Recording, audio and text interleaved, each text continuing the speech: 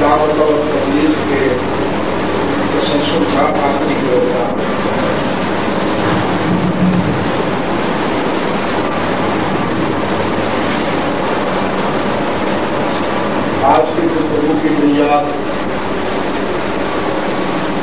اللہ کا وہ حصہ ہے جس کی تلاوت اور سماعت کی ہم نے 29 آیت حاصل کی، اس میں حق تعالیٰ کا ارشاد ہے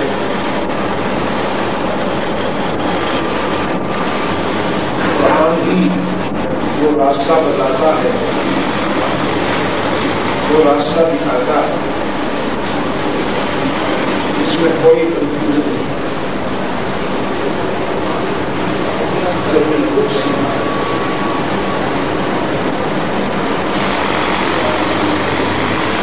دوسری جگہ ارشاد ہوا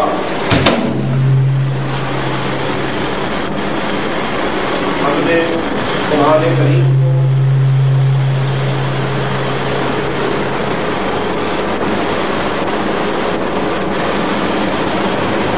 نسخہ شفا بنا کے بھیجا تو اہل ایمان کے لیے سراسر رحمت اور مدد کرتا ہے۔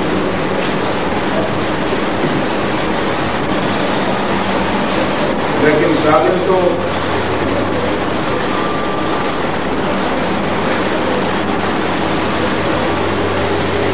بدنصیب ہوتے ہیں،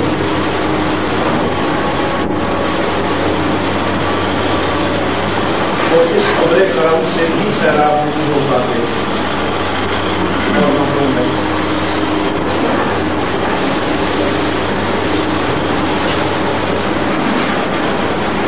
قرآن کی افادیت اور تاثیر ایک طے شدہ حقیقت ہے،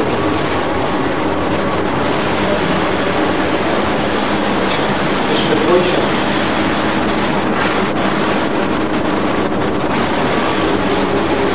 لیکن اس سے فائدہ وہی حاصل کر سکتا ہے جو ارادہ کرتا ہے، جس کی نیت قرآن سے فائدہ حاصل کرنے کی ہو۔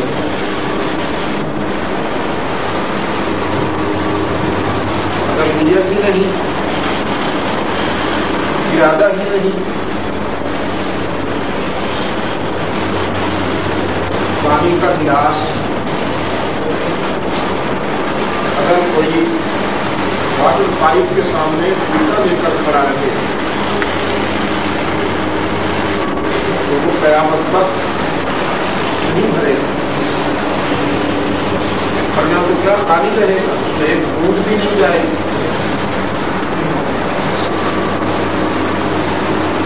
واٹر پائپ کا قصور نہیں ہے،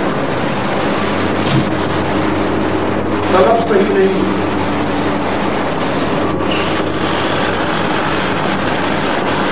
طلب کا طریقہ یہ نہیں ہے کہ آپ درد الجھا کر لیں اور یہ تمنا کریں کہ یہ درد اور برتن بھر جائے۔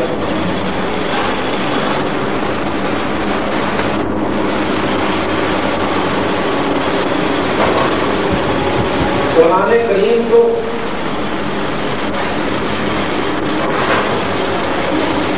یقیناً تمام بیماریوں کا علاج ہے، اس نے وہ بیماروں کو صحت عطا فرمائی کہ انہیں دنیا کا علاج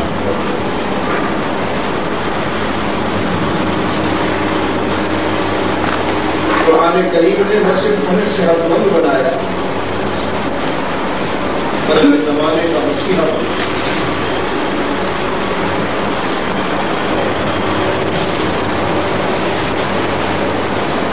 سرد کی بات ہے،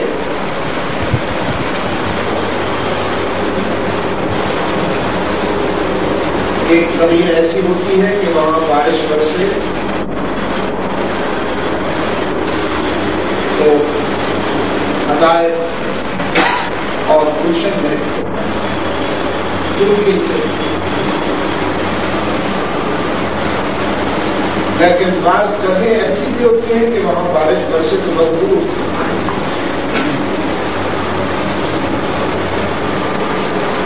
بالکل یہی حال ہے قرآن کریم کا، جو دلوں میں ہی کثیر ہو یا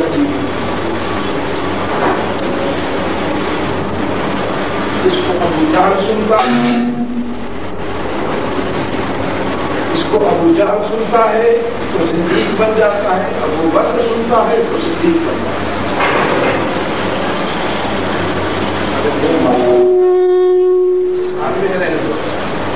کرے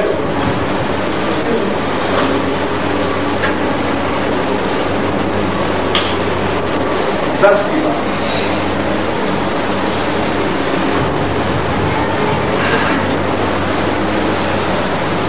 اللہ ہمیں توفیق دے کہ ہم اپنے گریبان میں ہم غور کریں۔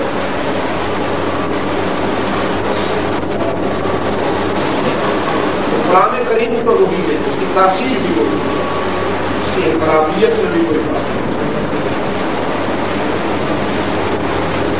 لیکن ہم کیوں نہیں بدلے؟ شہرت میں ایک جگہ بات ہو رہی تھی،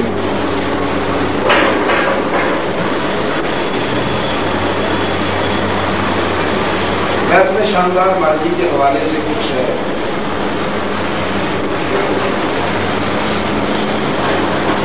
پہلو اس کے سامنے رکھ رہا تھا کہ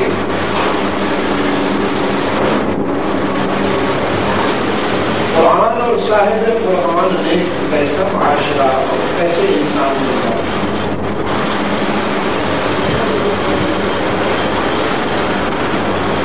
در حقیقت قرآن کریم انسان سازی کا فارمولہ ہے۔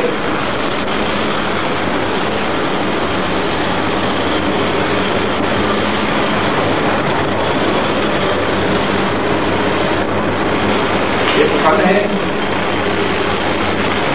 جس سے لوہا قیمتی ہو جاتا ہے، یہ جو ہے اگر اس فن اور آرٹ کے پروسیس سے نہ گزرتی تو اتنے وزن کے لوہے کی کیا قیمت پڑتی ہے آپ بتائیے۔ اس وزن کے اسٹیل کی کتنی قیمت ہے؟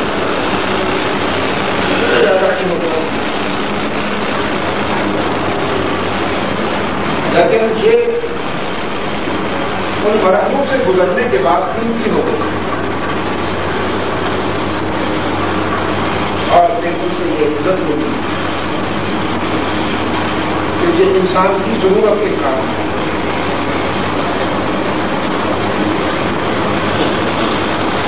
یہ فن ہے کہ مٹی اور پتھر ویسے تو بے مقصد نظر آتے ہیں، لیکن جب اس پروسیس سے گزرتے ہیں، کسی استاد کا ہاتھ لگتا ہے تو پھر وہ باتیں بنتی ہیں، زندگی بنتی ہیں۔ آپ کے یہاں تو ویسے بھی زندگی بہت دوستوں سے گھر آتا، یہاں آ کر مجھے یوں لگا ہر طرف زندگی سب اٹھائے کریے اور آسمان کو چھو رہی ہے، تو مجھے ایسے محسوس ہوا جیسے ہر بلڈنگ کہہ رہی ہے کہ وقت ابو اللہ شریف اللہ کی وحدانیت کا اعلان کر رہی ہے، جیسے زمانے حال سے۔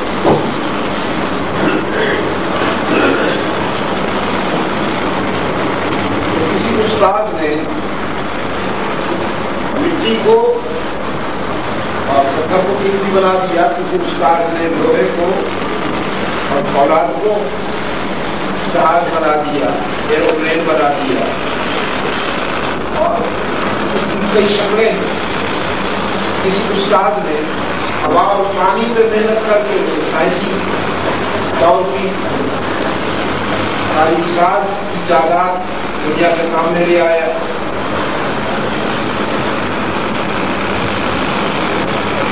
تو محمد عربی صلی اللہ علیہ وسلم نے قرآن کے فارمولے کو استعمال کر کے نہ تو بلڈنگیں بنائی، نہ لوہا بنایا، نہ ہوا اور پانی کو بنایا، بلکہ رحمت عالم صلی اللہ علیہ وسلم کی فیکٹری میں ابو بکر عمر عثمان و علی تیار ہوئے۔ محمد عربی صلی اللہ علیہ وسلم کے شاہکار ہیں یہ لوگ۔ ابو بکر عمر عثمان و علی طلحہ و زبیر سلمان و بلال یہ 3 انسان تیار ہوئے جن کی رفعتوں اور بلندیوں کا مقابلہ نوری بھی نہیں کر سکتے، ملائکہ بھی نہیں۔ تو ایک نوجوان کھڑا ہو گیا، کہنے لگا قرآن بھی وہی ہے، ہم بھی مسلمان ہیں۔ تو وہ لوگ جو تھے وہ تو حکم دیتے تھے تو ہوائیں مانتی، اب لکھتے تھے تو دریا تعمیر کرتے، پاؤں کی ٹھوکر سے زلزلے تھم جاتے، پانی کے ایک چلو سے شعلے ٹھنڈے ہو جاتے، حکم دیتے تھے تو درندے جنگل خالی کر دیتے تھے۔ وہ بھی مسلمان تھے، ہم بھی مسلمان ہیں، ان کا حکم تو جنگل کے درندے بھی مان دیتے تھے، ہمارا کہنا تو بیویاں بھی نہیں مانتی۔ یہ کیا بات؟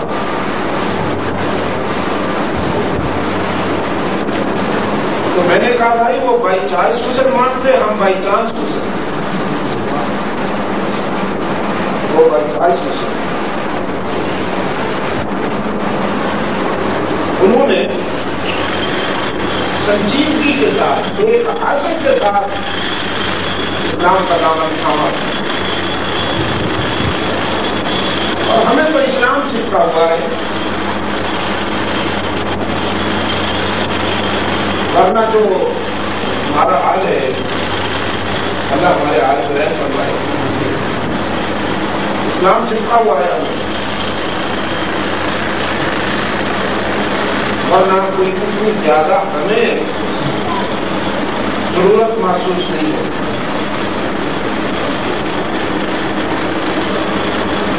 ہم دنیا والوں کو راضی رکھنے، خوش کرنے میں لگے ہوئے ہیں، اور جو دنیا کا پیدا کرنے والا ہے اس کی رضامندی کی کسی کو فکر نہیں۔ ہمارے نفس نے ہمیں یہ دھوکہ دے دیا کہ تم دنیا کی یہ چیز حاصل کر لو گے، فلاں چیز حاصل کر لو گے، فلاں چیز حاصل کر لو گے تو معزز بن جاؤ گے اور تمہیں زندگی کا سکون مل جائے گا۔ اتنا بڑا دھوکہ، اتنا بڑا فریب۔ یہ ساری کائنات اللہ، اس ساری کائنات پر تنہا اسی کا تصرف ہے، اس کے سوا کسی کا نہیں، اس کے اقتدار اور اختیار میں کوئی شریک نہیں۔ تو بھائی جسے اللہ مل جائے گا اسے ساری کائنات مل جائے گی۔ اور سب سے بڑی بات یہ،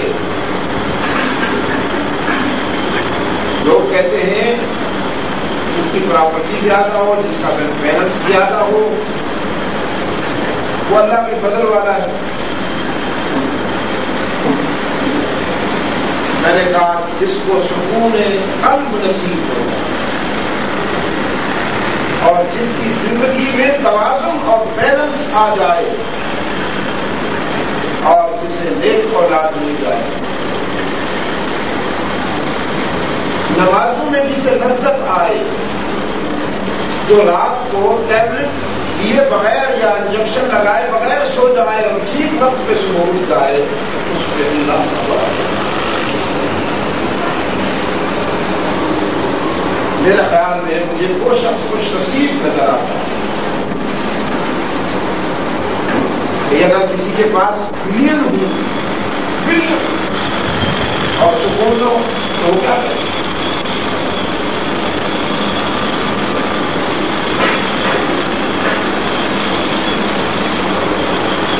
تو ہے ان کا تعلق قلب سے، جیب سے نہیں ہے۔ سکون کا تعلق سجے سجائے ڈرائنگ روم سے نہیں ہے، برابر کی ڈیفینیٹ سے نہیں ہے، سکون کا تعلق قلب، اور قلب جو ہے، دل جو ہے، اس کو جس کا قبضہ ہے یہ اللہ کا کرے، اس میں رب العالمین رہتے ہیں۔ تو بھائی دل تو اسی کی جان سے آباد ہوتا ہے بس۔ الا بذکر اللہ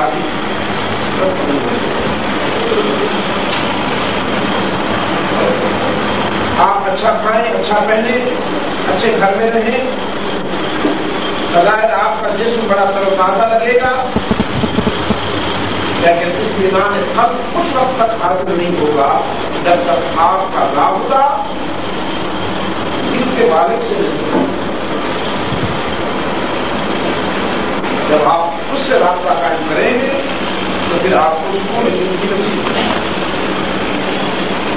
اطمینان قلب نصیب۔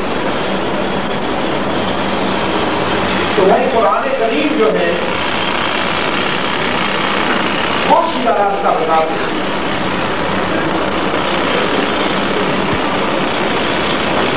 صرف مسلمانوں کو نہیں، پوری انسانیت کو قرآن کریم لائٹ پاک کی طرف دیتا ہے۔ جیسے چھوٹے بچے کی پوری پکڑ کر اس کا باپ لے کے چلتا ہے، آپ یقین فرمائیے اگر کوئی قرآن کے قریب آئے تو قرآن کریم اس کی پوری پکڑ کر لے چلتا ہے، دنیا کے خطرات سے بھی بچاتا ہے اور آخرت کے خطرات سے بھی بچاتا ہے۔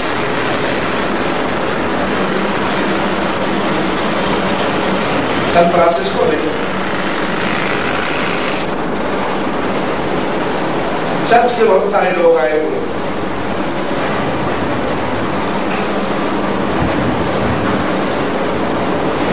میں نے ان سے کہا اگر تم غور سے دیکھو تو قرآن کریم تمہارا بھی موسم ہے، تم پہ بھی قرآن کا احسان ہے، اور سچی بات تو یہ ہے کہ تمہارا کیس قرآن لڑ رہا ہے، ورنہ تمہارا حال تو یہ ہے کہ حضرت عیسیٰ و مریم علی نبینا علیہ تسلیم پر جو الزامات لگائے تھے یہودیوں نے، موجودہ بائبل میں وہ سارے الزامات بائبل کا حصہ بنا دیے گئے۔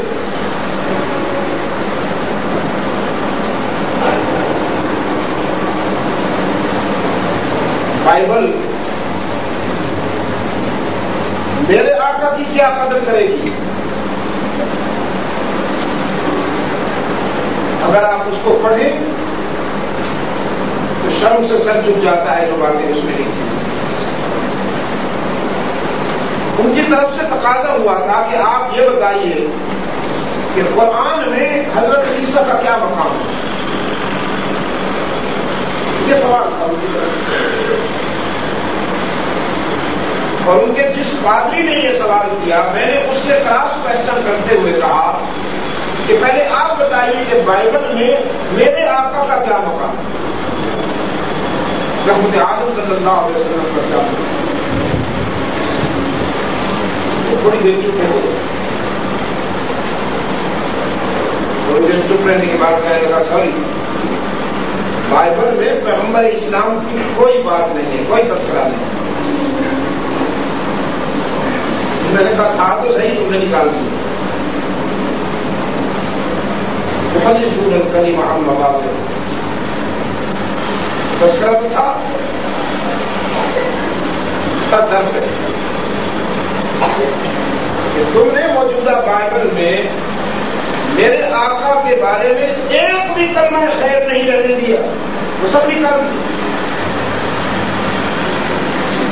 اور قلب محمد پر اترنے والے قرآن کا یہ ضرب ہے کہ 1400 سال سے یہودیوں کے لگائے گئے الزامات کے جواب میں وکیل صفائی کا کردار ادا کر رہا ہے قرآن کریم، اور ڈنکے کی چوٹ کہہ رہا ہے کہ عیسیٰ بھی معصوم ہے اور اس کی والدہ بھی معصوم ہے۔ تمہارے پاس یہودیوں کے الزامات کے جواب میں کچھ نہیں، تم تو ہر کے درکان نمک رفت نمک شدھ کا مثال کر چکے۔ آپ حیران ہو گئے. آپ توجہ کروائیے. اگر لاؤڈ اسپیکر بھی ایکسپائر ہو گیا اور باہر کے حالات بھی اطمینان بخش نہیں ہے, آوازیں اس قسم کی ہیں. اگر آپ سے درخواست کرتا ہوں کہ آپ توجہ. پورے قرآن میں آپ کو رسول اللہ صلی اللہ علیہ وسلم کی ولادت کا تذکرہ نہیں ملے گا.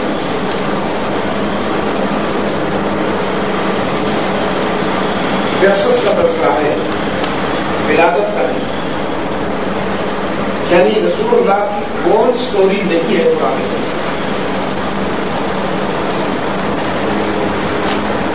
والذی بعث فی الأميين رسولا لقد من الله على المؤمنين إذ بعث فيهم رسولا ربنا وبعث فيهم رسولا. بس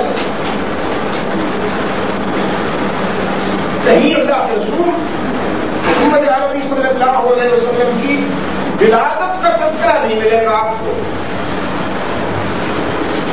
لیکن حضرت عیسیٰ علیہ السلام کی ولادت کون سٹوری پوری تفصیل کے ساتھ قرآن کریم میں. ایک صورت ہے پورے قرآن کریم میں جو کسی عورت کے نام سے منسوب ہے, صرف ایک.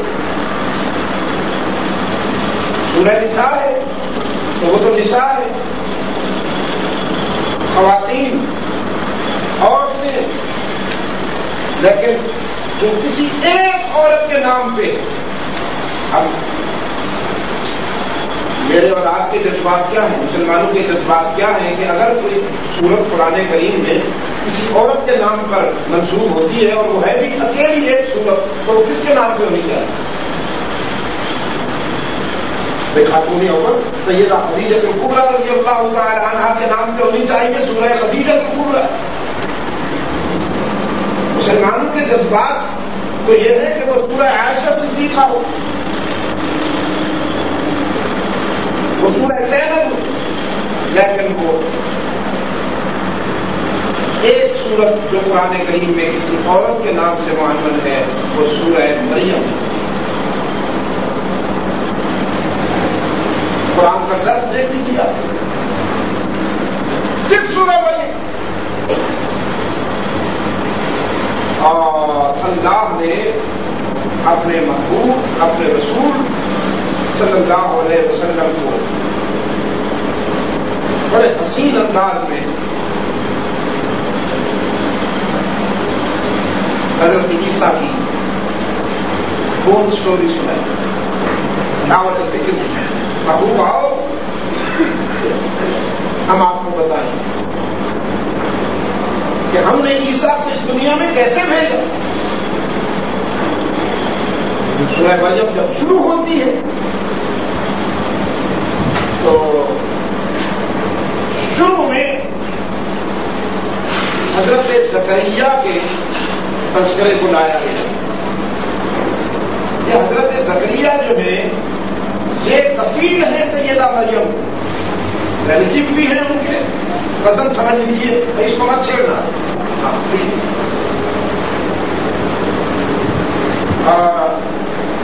کفیل بھی ہیں, وقت پر احاطہ کر لیا.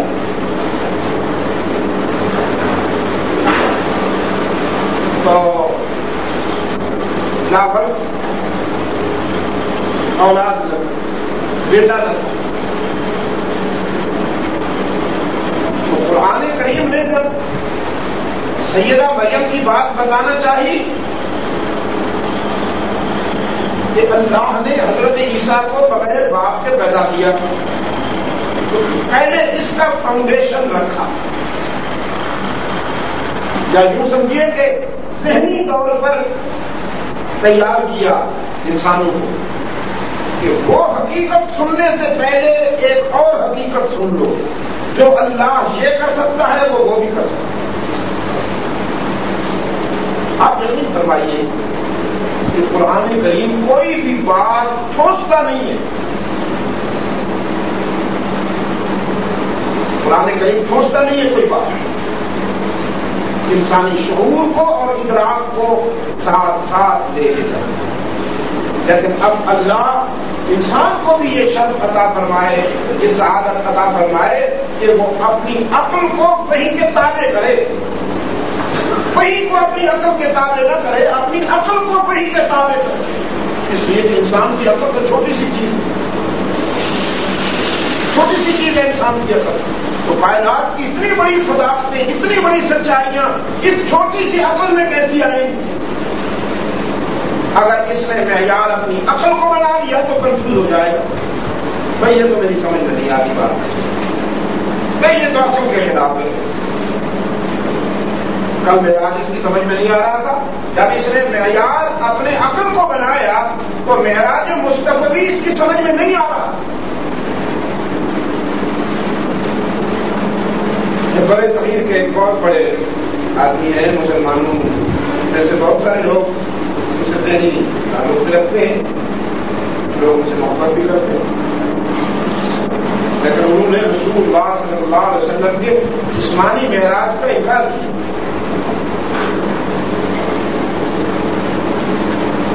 میں نام نہیں لیتا ہوں آپ کی، ہو سکتا ہے آپ میں سے بعض لوگوں کی دلاداری اس کی کوئی ضرورت نہیں، میں انہیں معذور سمجھتا ہوں کہ بھائی اگر انہوں نے انکار کیا ہے تو وہ شاید معذور تھے کہ عقل میں ان کے بات نہ آئی۔ اس لیے میں آپ سے عرض کر رہا ہوں کہ وحی کی صداقتوں کو جاننے کے لیے، پرکھنے کے لیے معیار عقل کو نہ بنائیے، وحی کو بنائیے، پہلے ہی طے کر لیجیے کہ جو بات ہماری سمجھ میں آئے گی الحمدللہ، اور جو سمجھ میں نہیں آئے گی پھر بھی وہ سچی۔ جب معراج مصطفی ہوا تو ابو جہل معترض بن کر ابو بکر کے پاس پہنچا رضی اللہ تعالی عنہ، کہنے لگا ابو بکر ان کی ہر بات مان لیتے ہو، اب یہ بھی مان لو گے؟ اپنے آقا کی رحمت عالم صلی اللہ علیہ وسلم کی ہر بات مان لیتے ہو، اب یہ بھی مان لو گے؟ صدیق اکبر رضی اللہ تعالی عنہ نے پوچھا کون سی بات؟ میرے لگا بات یہ ہے کہ وہ کہتے ہیں رات کے ایک حصہ میں میں فرش سے عرش تک لے جایا گیا، میں نے اقصا میں جا کے انبیاء کی امامت کروائی اور پھر مختلف انبیاء سے ملاقاتیں ہوئی، اہل جنت کی خوش نصیبی کو دیکھا، اہل جہنم کی بدبختی کو دیکھا، اور یہ سارا سفر رات کے ایک حصے میں مکمل ہو گیا۔ کوئی ماننے کی بات ہے، کیونکہ عقل میں آنے والی بات ہے۔ بتاؤ آپ کا ریئیکشن کیا ہے؟ اس نے سمجھا تھا کہ میرے ہاتھ میں بہت بڑی کمزوری آ گئی ہے، اب اس کا جواب نہیں بن پڑے گا، چونکہ بالکل یہ ان نیچرل بات ہے تو ابو بکر لاجواب ہو جائیں گے اور میں جیت جاؤں گا۔ پھر کرنا چاہتا تھا وہ ابو بکر کو، لیکن پھر ابو بکر میں کہا کرتا ہوں اگر غلطی کروں تو اللہ مجھے معاف کر دے۔ اس طرح رسول اللہ میں سارے انبیاء سمائے ہوئے ہیں نا، صدیق اکبر میں پوری امت سمائی ہوئی، جیسے رحمت عالم صلی اللہ علیہ وسلم انبیاء اور رسول کے مرکز ہیں، اس طرح ذات میں سارے رسول، سارے نبی سمائے ہوئے۔ صدیق اکبر میں بھی اس امت کے سارے عظیم انسان سمائے، یہ پوری امت کا مرکزیت کا حامل ہے، اس لیے افضل البشر بعد الانبیاء کہا گیا۔ اب جواب سنیے، بغیر گھبرائے، بغیر کسی گرانی کے، بغیر کسی اضطراب کے ابو جہل سے فرمانے لگے اگر یہ بات تو کہتا ہے تو اقرار کی ضرورت نہیں، اقرار کی گنجائش نہیں، اور اگر میرے آقا نے کہی ہے تو پھر انکار کی گنجائش نہیں۔ اگر یہ بات تو کہے تو ماننا کفر ہے، اگر یہ بات میرے آقا نے کہی ہے تو انکار کرنا کفر۔ اور بے وقوف تمہیں معلوم نہیں، ہم تو اس سے بھی بڑی بات مان بیٹھے ہیں، یہ تو کوئی بات ہی نہیں، ہم تو اس سے بھی بڑی بات مان بیٹھے۔ کہنے لگا وہ کون سی بات ہے؟ اس صدیق اکبر رضی اللہ تعالیٰ عنہ نے فرمایا وہ بات یہ ہے کہ ہمارے آقا نے رحمت عالم نے فرمایا تمہارا ایک معبود ہے، اسی کا سجدہ کرو، اسی کی عبادت کرو، وہ ہر جگہ موجود ہے، اسی سے مانگا کرو۔ ابو جان نے کہا وہ ہر جگہ موجود ہے۔ صدیق اکبر نے فرمایا ہاں۔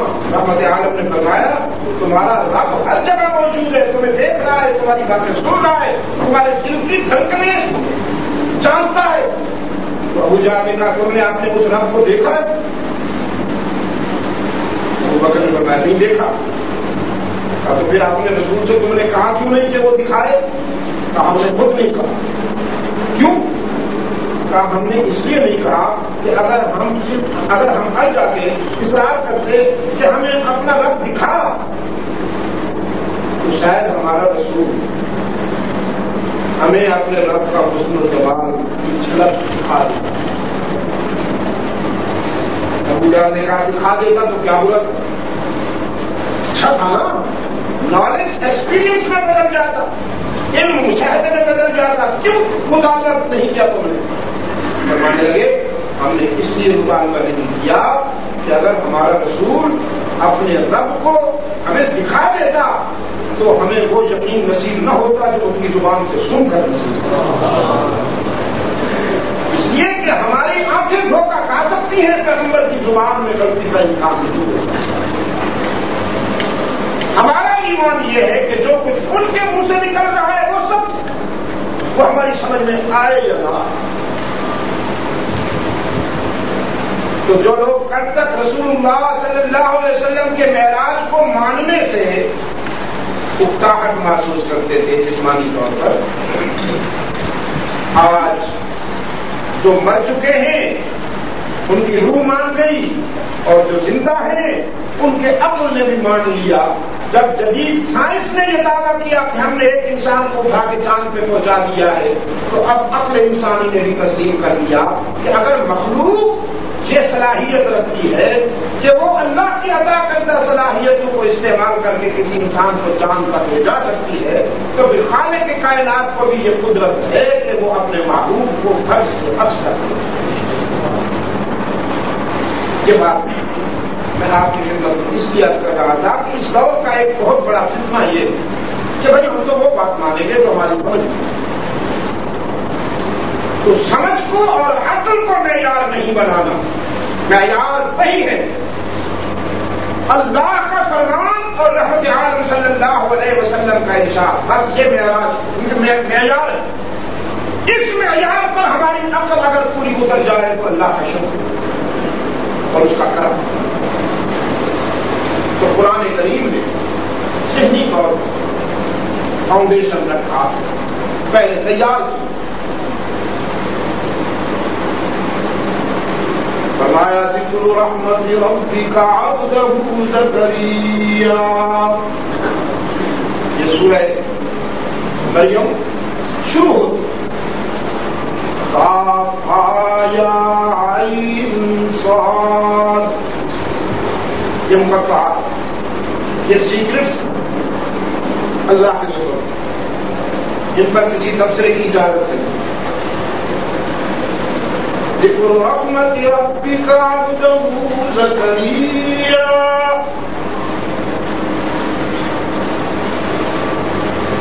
اب اپنے رب کے برگزیدہ بندے کی بات سنیے۔ اذ نادى ربه نداء خفيا، جب انہوں نے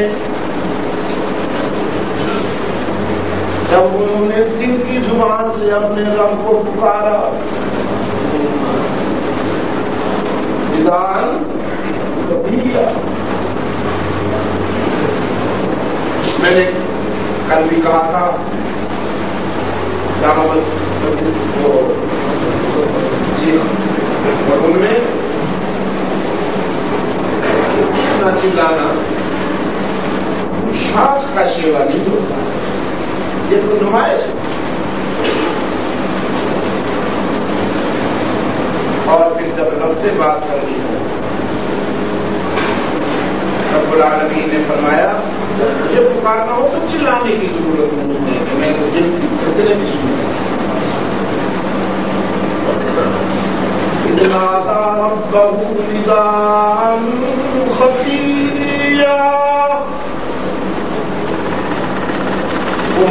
سے باتیں رازداری میں کی جاتی ہیں نا،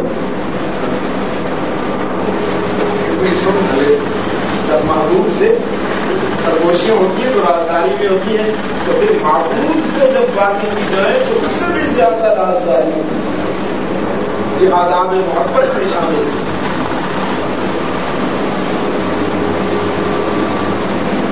قال رب إني وهن العظم مني واشتعل الرأس شيبا ولم أكن بدعائك رب شقيا۔ اچھا یہ داعیہ کیا ہوا؟ یہ دن کی بات زبان پر کب آئی؟ فلما دخل عليها زكريا المحراب، عبادت فرماتے تھے، سیدہ مریم کو کھانا پہنچاتے تھے، اسی وجہ سے دیر ہو گئی۔ کھانا لے کے آئے تو یہ سوچتے ہوئے کہ بچی پریشان ہوگی، بہت دیر کے بعد جا رہا ہوں، لیکن جو ہی حجرہ عائشہ میں حجرہ مریم میں قدم رکھا، سیدہ مریم کے روم میں داخل ہوئے تو دیکھا کہ رزق تو موجود ہے پہلے سے، اور رزق بھی ایسا موجود ہے کہ موسم دسمبر جنوری کا ہے اور پڑی ہوئی ہیں تازہ کھجوریں، تازہ کھجوریں پڑی ہوئی ہیں ونٹر میں۔ قال یا مریم انا لک ھذا، فرمایا بیٹی یہ کہاں سے؟ میں تو کھانا اب لا رہا ہوں، یہ کہاں سے آ گیا؟ سیدہ مریم نے آنکھیں بند کر کے نعرہ لگایا ہوا من عند اللہ۔ مریم تھی نا اس دور کی کوئی بیچاری ذہنی بیمار ہوتی، وہ کہتی حضرت آپ کی مہربانی کرم بھی تو آتا ہے کہ کچھ دے دیا آپ کو، لیکن وہ مریم شرک و بدعت کے بیمار ذہنوں سے ہٹ کر وہ کردار ہے کہ قرآن نے جس کو حجت قرار دے دی، اس کے وہ جملے محفوظ کر لیے قرآن نے۔ پیاری باتیں تھیں، جبھی تو قرآن نے وہ جملے ہم تک پہنچائے، ورنہ کیا ضرورت تھی؟ میسج مل رہا ہے ہمیں، ایک میسج کنوے کر رہا ہے یہ سارا واقعہ کہ زندگی کیسے ہونی چاہیے، اللہ سے تعلق کیسے ہونا چاہیے۔ قالت هو من عند اللہ، حضرت زکریا فرمانے لگے یہ تو میرا بھی ایمان ہے، میرا بھی یہی بلیو ہے کہ سب کچھ وہیں سے ملتا ہے، لیکن اسی کے کچھ ضابطے اور اصول ہیں کہ سمر میں سمر کا پھل، ونٹر میں ونٹر کا پھل، یہ ونٹر کا زمانہ ہے اور پھل سمر کا ہے، یہ کیسے؟ نہ اس دور میں کولڈ اسٹوریج ہے، نہ اس دور میں کوئی چیزیں فروخت کرنے کا وہ ہے اہتمام ہے۔ دوسرا نعرہ لگایا سیدہ مریم، فرمایا ان اللہ یرزق من یشاء بغیر حساب، وہ جب دینے پہ آ جائے تو موسم بھی نہیں دیتا، حساب بھی نہیں کرتا، بے شمار دیتا ہے اور بے موسم دیتا ہے۔ یہ داعیہ ہوا۔ اس ماحول میں حضرت زکریا کے دل کی بات زبان پر پہنچا۔ قرآن نے فرمایا ہنالکا کا مطلب یہ ہے کہ اس سے پہلے کبھی یہ بات زبان پہ نہیں آئی تھی کہ یا اللہ مجھے بیٹا دے دے، تمنا تو تھی، ایک فطری بات ہے، ہر شخص چاہتا ہے میں مر جاؤں تو میری جائیداد، میری پراپرٹی، میرا نام، میرا مٹ نہ جائے، لیکن حضرت زکریا تو پھر اللہ کا نبی زبان سے کیوں لاؤں، وہ تو دل کے بھید جانتا ہے۔ لیکن آج یہ منظر دیکھا اور مریم کی بات سنی تو بے ساختہ زبان پہ آ گئی۔ رب هب لي من لدنك ذرية طيبة هنالك دعا زكريا ربه قال رب هب لي من لدنك ذرية طيبة إنك سميع الدعاء. الہ العالمین، یہ آرزو، یہ تمنا کبھی لبوں پر نہیں آئی تھی. آج مریم پر تیرے کرم کا یہ منظر دیکھا تو بے ساخ دل کی بات زبان پر آ گئی. میں نے کبھی تجھ سے اولاد نہیں مانگی تھی، لیکن آج مانگتا ہوں. اور اولاد بھی جانور نہیں مانگتا ہوں، ذریۃ طیبہ. ایسی اولاد عطا فرما جو مجھ سے بھی وفا کرے، تجھ سے بھی وفا کرے. ہاں، بہت بڑا امتحان ہے. ہم تو خوش ہو جاتے ہیں بیٹا پیدا ہو گیا. ہاں، اگر وہ لوز کریکٹر نکلا تیری کمر توڑ ڈالے گا. خدا کی قسم کوئی دشمن اتنی ضربیں نہیں لگا سکتا جتنی اولاد لگا دیتی. آپ دشمن کے زخم شاید سہ جائیں گے لیکن اولاد کے زخم نہیں سہ پائیں. اللہ ایسی اولاد سے بچائے. قرآن کہتا ہے ان من ازواجکم واولادکم عدوا لکم فاحذروہ، ڈرا کرو. اور جب اللہ سے اولاد مانگا کرو تو سوچ کر. میرے ایک دوست نے بزرگ تھے ڈھاکہ میں، جب بھی میں جاتا ہوں انہیں کے یہاں رہتا ہوں. ایک بیٹا تھا، بہت بڑا بزنس مین. ہم رات کو جلسہ سے فارغ ہو کے آئے، 2 بج رہے تھے رات کے. جب میں بیڈ روم میں گیا تو میرے بستر پہ بیٹھ کے رونے لگے. کہنے لگے شاہ صاحب آپ لاکھوں انسان ہوتے ہیں، ہر روز آپ دعا کے لیے ہاتھ اٹھاتے ہیں، تو آپ میرے لیے ایک دعا فرمائیے. لڑکا ان کا سامنے سے گزرا، اس کی طرف اشارہ کر کے کہنے لگے اللہ تعالیٰ مجھے اس روزی سے نجات عطا فرمائے. اور پھر میں نے کہا کہ صاحب میرا ایک لڑکا ہے. اور پھر ہچکیوں میں انہوں نے بتایا کہ میں نے یہ مانگنے کے لیے اللہ کے گھر میں جا کر کئی عمریں کی اور بیت اللہ کا خلاف پکڑ کے میں نے کہا یا اللہ تو نے کتوں کو بھی اولاد دی ہے، چونٹیوں کو بھی اولاد دی ہے، جانوروں کو، درندوں کو بھی اولاد دی ہے، پرندوں کو بھی اولاد دی ہے، تو ایک مجھے بھی دے دے. بس میں نے کہا یہی وہ بیسک مسنگ ہے، اس پہ آپ پچھتا رہے ہیں. آپ نے اللہ سے بیٹا مانگا ہے، ایک بیٹا نہیں.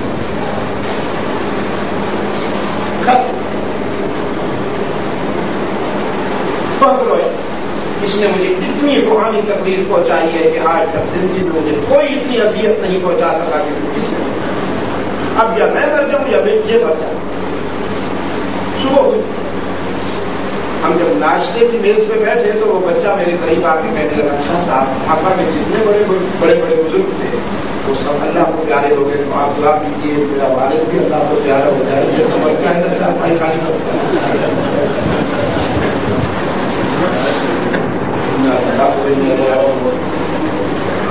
اس سے تنگ ہے، اس سے ہر بیٹا اللہ کی رحمت نہیں ہوتا. کچھ بیٹے سزا بن کے آتے ہیں، گناہوں کی سزا بن کے. اللہ سے جب اولاد مانگا کیجیے تو سوچ سمجھ کر.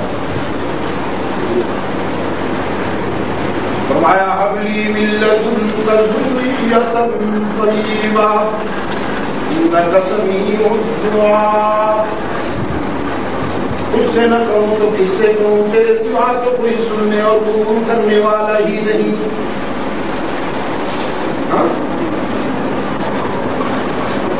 نبیوں کا داتا کون؟ نبیوں کا داتا کون؟ یہ میرے کچھ حدیث دیکھیں نا، پاکستان کا اثر ہے، لاکھ کا لاکھ شکر ہے کہ پوری دنیا میں آپ نے صرف اللہ کہا، اللہ ہی، کیونکہ عجم بیمار ہو گیا اور عجم کے کچھ بیمار کہتے ہیں اللہ ہی، اور اس کے پیارے ہی، تو ہی کے بیماروں کو اللہ شفا عطا فرمائے، میں کاملہ عطا فرمائے۔ آپ ہی پہ ذرا زور دیں گے۔ آدم سے لے کر رحمت عالم تک تمام نبیوں اور رسولوں کا داتا کون؟ ہی پہ ذرا زور دے کے دائیں بائیں دیکھ کے کوئی گھی کا بیمار چپ بیٹھا ہو تو اس سے کہلوائیے، لیکن پیار سے کہلوائیے، خوش نہ پیار شفقت۔ تمام نبیوں رسولوں کا مشکل کشا کون؟ سارے نبیوں رسولوں کا حاجت روا کون؟ کار ساز و دستگیر کون؟ فرمایا رب هب لي من لدنك ذرية طيبة إنك سميع الدعاء۔ تجھ سے میں کہوں تو کس سے کہوں کہ میرا تیرے سوا کوئی نہیں۔ مریم کو اگر بغیر موسم کے رزق پہنچا سکتا ہے تو مجھے اس بڑھاپے میں بیٹا بھی عطا کر، اور بیٹا بھی پاکیزہ کردار والا جو تجھ سے بھی وفا کرے مجھ سے بھی وفا کرے۔ یہ داعیہ ہوا یرثنی ویرث من آل یعقوب۔ رب العالمین نے فرشتے بھیجے، آج تنہا روح الامین کو نہیں بھیجا، آج جبرائیل کو تنہا نہیں بھیجا، فرمایا پورا وقت لے کے جاؤ، سارے سینئر نوریوں کا وقت لے کے جاؤ۔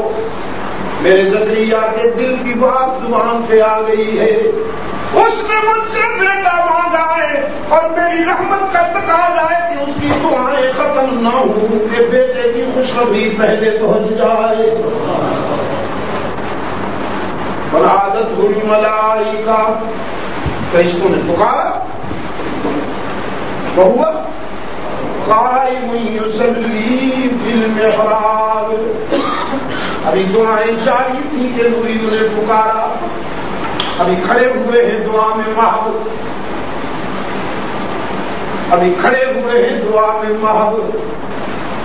فرشتوں نے بشارت سنائی، فرشتوں نے پکارا ان اللہ یبشرک بیحییٰ، زکریا مبارک ہو، اللہ نے تجھے بیٹا دینے کا فیصلہ کر لیا، تیری دعا قبول کر لی گئی ہے۔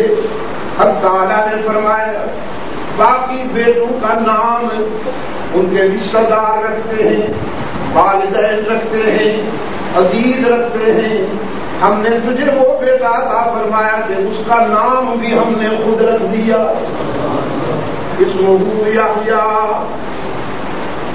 ان اللہ یبشرک بیحییٰ مصدقا بکلمات من اللہ، مصدقا بکلمات من اللہ وسجدا وحصورا ونبیا من الصالحین۔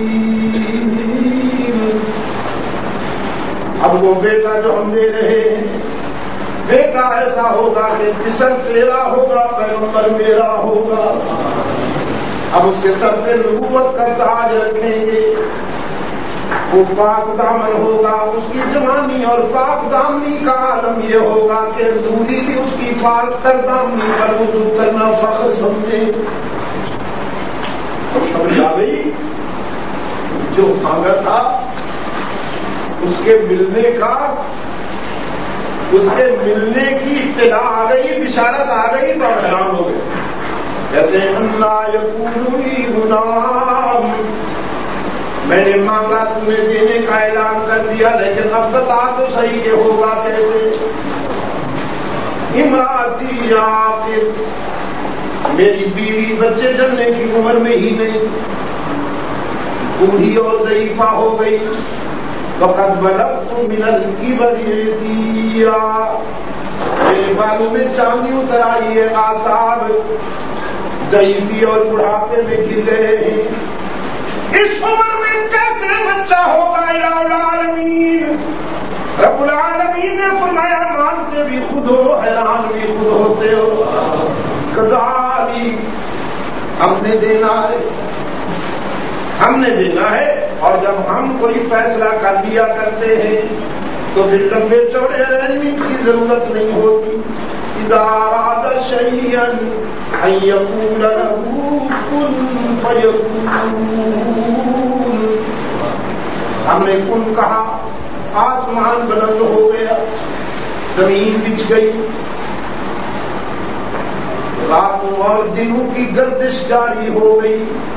ہم نے کن کہا، سمندر متلاطم ہو گئے، دریا متموج ہو گئے. ہم نے کن کہا، بادلوں کے قافلے رواں رواں ہو گئے، ہوائیں چلنے لگی، ستارے چمکنے لگے، گلشن مہکنے لگے، سبزے لہکنے لگے. ہم نے کن کہا، سورج اور چاند روشن ہو گیا. ہم نے کن کہا تو ساری کائنات منظم ہو گئی، تو بھی بن گیا. اب ہم کن کہیں گے تجھے اسی عمر میں بیٹا بھی مل جائے گا. یہ فاؤنڈیشن رکھا ہے قرآن کریم، ذہنی تیاری کی ہے آپ کی کہ جو آگے بات آ رہی ہے اس کو سننے کے لیے آپ ذہنی طور پر تیار ہو. کہیں آپ کا نفس یہ نہ کہے کہ یہ کیسے ہو گیا، شادی نہیں ہوئی بغیر بات کے کیسے ہو گیا. قرآن کریم نے پہلے فاؤنڈیشن رکھ دیا اس کا. اب فرمایا وَاذْكُرْ فِي الْكِتَابِ مَرْيَمَ، آؤ میرے معبود قرآن کے آئینے میں مریم کے کردار کا مطالعہ کیجیے. اِذِ انتَبَذَتْ مِنْ أَهْلِهَا مَكَانًا شَرْقِيًّا، جب وہ پاک دامن، جب وہ پیکر صداقت اپنے مسکن کے شرقی حصہ کی طرف متوجہ ہوئی، اپنے گھر کے شرقی حصہ کی طرف آئی، فَأَرْسَلْنَا إِلَيْهَا رُوحَنَا، تو ہمارا نمائندہ پہنچا، ہم نے اپنا نمائندہ مریم کے پاس پہنچائے، روح الامین آئے. فَتَمَثَّلَ لَهَا بَشَرًا سَوِيًّا، لیکن آج یہ نوری لباس میں نہیں آیا، بشریت کے لباس میں آیا. قوم کے دوستوں، قرآن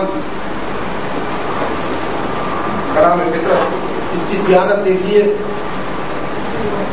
جب کوئی نوری لباس بشر میں آیا تو قرآن نے وہیں بتا دیا، صاف کہہ دیا کہ یہ اصلی نوری، یہ اصلی بشر نہیں ہے، نقلی بشر.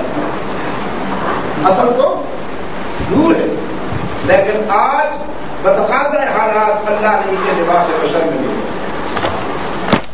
صاف بتا دیا. اور کے سفر میں جگہ جگہ سید البشر رحمت عالم صلی اللہ علیہ وسلم نے فرمایا بشر مثلکم هل كنت الا بشر رسولا، صاف اعلان کر دیا کہ مجھے غور سے دیکھنا، کہیں ٹھوکر نہ کھا جانا، میں نقلی بشر نہیں ہوں، اصلی بشر ہوں. وہ نوری تھا، لباس بشر میں آیا، اور رحمت عالم صلی اللہ علیہ وسلم حقیقی بشر ہیں. ان کی بشریت اور انسانیت میں کوئی قدمت کر رہا بشر. اب جب مریم نے اپنے سامنے ایک اجنبی کو دیکھا تو گھبرا گئی کہ یہ ان نون میرے سامنے کیسے؟ قالت انی اعوذ بالرحمن منک ان کنت تقیا، اگر تو اللہ سے ڈرنے والا ہے تو میں تیرے شر سے پناہ مانگوں، دور ہو جا مجھ سے۔ روح الامین بھی سمجھ گئے مریم گھبرا رہی تو پھر صاف بتا دوں انا رسول ربی، گھبراؤ نہیں، میں تیرے رب کا بھیجا ہوا ہوں، اس کا فرشتہ ہوں۔ انا رسول ربی لأہب لک غلاما زکیا، میں تو تجھے پاکیزہ بیٹے کی خوشخبری دینے آیا ہوں۔ سیدہ مریم حیران ہو گئی، کہنے لگی پہلے تو یہ کہتا ہے کہ تو اللہ کا بھیجا ہوا ہے، اور دوسری بات یہ کہتا ہے کہ تو مجھے بیٹے کی خوشخبری دینے آیا ہے، بیٹا کیسے؟ انا یکون لی غلام ولم یمسسنی بشر ولم اک بغیا، بیٹا کیسے ہوگا؟ میری تو شادی نہیں ہوئی اور میں بدکردار نہیں ہوں، آج تک مجھ پہ تو کسی غیر محرم کا سایہ نہیں پڑا، میرے دوپٹے کو دیکھنے کے لیے تو سورج کی کرنیں بھی ترستی ہے، بیٹا کیسے ہوگا؟ روح الامین نے فرمایا کذالک، وہاں کذالک ہے اب یہاں بھی کذالک، قال کذالک قال ربک هو علی ہین وَلِنَجْعَلَهُ آیَةً لِلنَّاسِ وَرَحْمَةً مِنَّا وَكَانَ أَمْرًا مَقْضِيًّا، جس نے کائنات پیدا کی ہے اسی کا فیصلہ ہے کہ وہ تجھے بغیر شادی کے بیٹا دے گا۔ آدم کو اللہ نے ماں اور باپ دونوں کے بغیر پیدا کیا، حوا کو بغیر ماں کے پیدا کیا، اب ایک رخ باقی تھا کہ کوئی بغیر باپ کے بھی پیدا کر کے دکھائے، سو اللہ نے اپنی یہ آیت، اپنی یہ نشانی، اپنی تخلیق کا یہ شاہکار تیرے بطن سے پیدا کرنے کا فیصلہ کیا ہے تاکہ ثابت ہو جائے کہ وہ جو چاہے کر سکتا ہے۔ تو اب لمبی چوڑی باتوں کی گنجائش نہیں ہے، اللہ کے فیصلے کی انتظار کی۔ حملت، بچے کے آثار محسوس کیے، فانتبذت به مکانا قصیا، وہ شاید تنہائی میں آئی، ویرانے میں چلی آئی، فجاء المخاض الى جذع النخلہ، ایک سوکھی ہوئی کھجور کے تنے کے ساتھ سر لگا کے بیٹھ گئی۔ بیٹیوں کے لیے تو یہ دن موت سے بھی بدتر ہوتا ہے، پاک دامن بیٹیوں کے لیے۔ اچھا، الى جذع النخلہ، میں نے یورپ میں، امریکہ میں، کینیڈا میں، برطانیہ میں ہر جگہ کہا کہ کرسمس ٹری وہ نہیں ہے جو تم لیے پھرتے ہو بدبختوں، یہ اس علاقے میں ہوتا ہی نہیں ہے۔ سیدہ مریم کو کھجور کے تنے کے ساتھ جا کے بیٹھی، تم نے اس کو کرسمس ٹری بنا ڈالا۔ اب وہ کھجور اس لیے ان کو ہضم نہیں ہوتی کہ ثقافتی نسبت کھجور کی مسلمانوں کے ساتھ، کھجور ثقافت کے حوالے سے، اپنے پس منظر کے حوالے سے چونکہ مسلمانوں کی تاریخ کا حصہ ہے، اس لیے کھجور کی جگہ کس درخت کو لے آئے جو گرمی کے علاقے میں ہوتا ہی نہیں، وہ تو ٹھنڈے علاقے میں ہوتا ہے، جیسے ہمارے علاقے میں وہاں کشمیر میں یا ادھر مری وغیرہ اور لدیا گڑی اور ادھر کاغان وغیرہ کی طرف جو یہ ٹھنڈے علاقے کا درخت ہے، اس کو تم نے کرسمس ٹری بنایا، اس کا کیا تعلق ہے سیدہ مریم سے؟ خیر، جو مسلمانوں کی چیز ہے وہ انہیں ہضم نہیں ہوتی۔ ہمارے وہاں 313 کا جو عدد ہے بڑا اہم، 13 از ویری ویری امپورٹنٹ۔ انہوں نے 13 کو یوں نکالا کہ یورپ کی اکثر بلڈنگوں میں میں نے دیکھا کہ 12 کے بعد 14 آ جاتے، 13 کا پورشن ہی نہیں بناتے، کہ کہیں پوری بلڈنگ نہ گر جائے. میں نے کہا ہمیں سے ٹیررسٹ کہتے ہو, یہ 13 کب سے ٹیررسٹ ہو گئے تم نے؟ 13 کے ہندسے کو بھی دہشت گرد بنا دیا. کھجور کے سوکھے ہوئے تنے کے ساتھ آ کے بیٹھی اور دارو دار آ کے برس. وجاء المخاض إلى جذع النخلة وجاء المخاض إلى جذع النخلة قالت يا ليتني مت قبل هذا وكنت نسيا منسيا. الہ العالمین, اس دن سے پہلے میں مر گئی ہوتی, میرا نام و نشان نہ رہا ہوتا, مریم نیز تو نابود ہو گئی ہوتی, بیٹا ہوگا. زمانہ تو بڑا سنگ دل ہے, انگلیاں اٹھیں گی, اعتراضات ہوں گے, میں کس کس کا منہ بند کروں گی. رب العالمین نے فرمایا ناداها من تحتها لا تحزنی. روتی ہوئی مریم کے آنسو اللہ نے اپنے دامن رحمت سے پوچھ لیے اور فرمایا مریم اگر شادی کے بغیر ہم تیرے بدن سے بچہ پیدا کرنے پر قادر ہیں تو تیری عزت کو بچانے پر بھی قادر ہیں. ہم تیری آن اور آبرو کی بھی حفاظت کریں گے. ہم کے دوستوں, اللہ کے گھر میں بیٹھا ہوں, جب بھی میں قرآن کے لہجے میں قرآن کے حوالے سے سیدہ مریم کی پاکیزگی اور عزت بیان کر رہا تھا, تو میں نے عیسائیوں کی آنکھوں میں آنسو دیکھا. مرد عورت رو رہے اور ساتھ میں نے انہیں یہ بھی یاد دلا دیا, اٹھاؤ بائبل, فرق گردانی کرو ساری بائبل کے, کہیں تمہیں حضرت مریم کا یہ مقام مل جائے تو مجھے بھی بتا دیں, کہیں نہیں ملے. یہ عزت, یہ شرف قرآن میں عطا فرمایا ہے. رب العالمین نے فرمایا ہم نے مریم کو باخبر کیا, باخبر کیا. یہ سوچی کھجور ہے نا, اسے ہلاؤ, تازہ پھل پیش کرے گی, اور تیرے لگتے جگر کے پاؤں کے نیچے ہم نے پانی کا چشمہ پیدا کر دیا ہے. کھجوریں کھائیے, پانی پیجیے, وقتی آئینا وکلی وشربی وقتی آئینا. کھجوریں کھاؤ, پانی پی.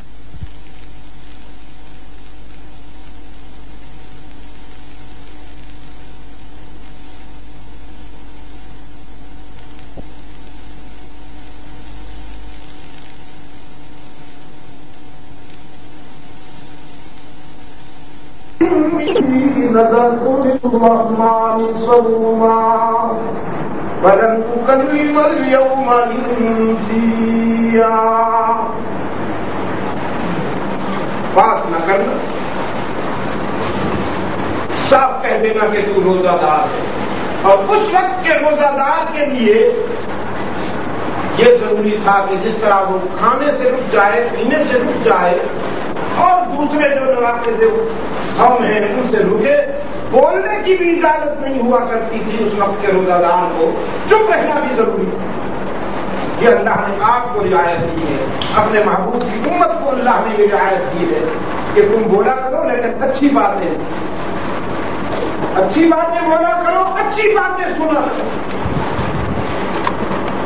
بعض میرے مدرسین نوجوان روزہ تو رکھتے ہیں لیکن DCR کی فلمیں دیکھتے ہیں, گانے سنتے ہیں, اور جب کہا جائے وہ خودداری کیا کر رہے ہو تو بڑی معصومیت کے ساتھ کہتے ہیں کہ بس ٹائم پاس کرتے ہیں تاکہ روزے کا وقت بے ہوشی کے حالت میں گزر جائے, اور جب ہوش آئے تو افطار کا وقت ہو چکا ہو.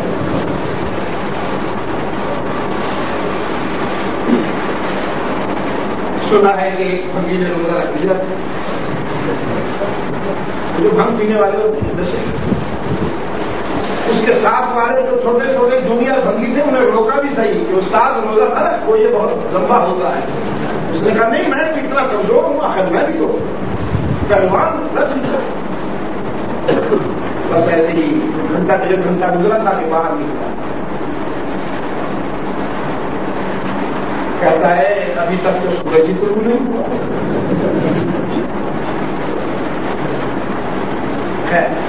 پھر جا کے لیٹ گیا، تھوڑی دیر کے بعد آیا، سورج تو طلوع ہو گیا. کہتا ہے تجھے پتہ چل گیا ہے نا کہ آج میں نے روزہ رکھا ہوا. قدم اٹھاتے ہوئے مصیبت، آگے چلتے ہوئے تیرا دل نہیں کرتا. جلدی سفر کرو. پانی تو بہرحال پھر بھی میں نہ پیوں، لیکن مجھے ہم پی. کچھ دیر پھر لیٹ گیا، اٹھ کے آیا. کہتا ہے اس کو زنجیریں لگ گئی ہیں، یہ چلے گا نہیں. کس نے ضد کی ہے؟ میں ضد نہیں کرتا.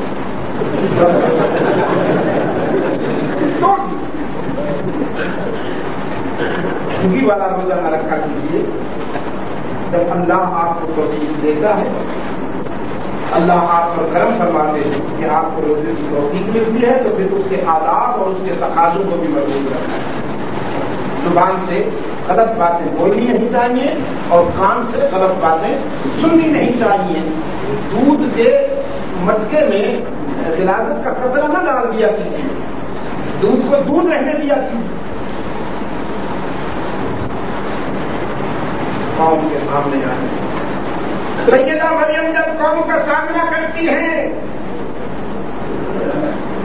تو نکتہ چینی کے لیے تو لوگ کے چیمپئن ہوتے ہیں. انسان کی فطرت ہے، لوگوں کے دل کے ڈھونڈ لیتا ہے، اپنی آنکھ کا شہدیر نظر نہیں آتا. اللہ والوں نے کہا اللہ نے دو آنکھیں اس لیے دی ہیں کہ ایک آنکھ سے دوسروں کی خوبیاں دیکھو، دوسری آنکھ سے اپنے عیب دیکھو.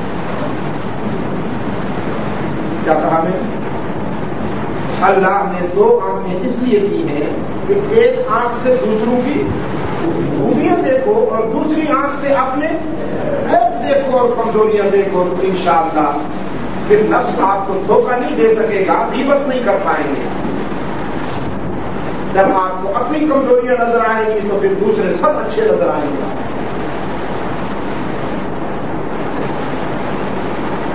لیکن ہم نے دونوں آنکھیں دوسروں کے عیب ڈھونڈنے پہ لگا رہی، دونوں آنکھیں دوسروں کے عیب ڈھونڈنے پہ لگا. قالوا یا مریم لقد جئت شیئا فریعا.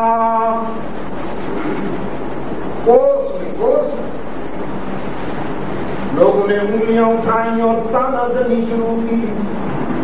یا اخت ہارون ما كان ابوك امرأ سوء وما كانت امك بغيا. ہارون جیسے پاک پاک بھائی کی بہن کتنے اچھے خاندان سے تعلق رکھتی ہو. ما كان ابوك امرأ سوء وما كانت امك بغيا. تیرا تو باپ بھی پاک دامن، تیری تو ماں بھی پاک باز، تیرا بھائی بھی پاک باز. اتنے اچھے گھرانے سے تعلق رکھنے والی بچی ہو کر یہ تو نے کیا کیا کہ شادی سے پہلے ہم تیری گود میں بچہ دیکھتے ہیں. سیدہ مریم نے آفاقی ہدایات کے مطابق اپنے نومولود کی طرف اشارہ کیا کہ میں نے تو بولنا نہیں. اشارت الیہ، بچے کی طرف اشارہ کیا. اسی سے پوچھ لو کہاں سے آیا، کس نے بھیجا. قالوا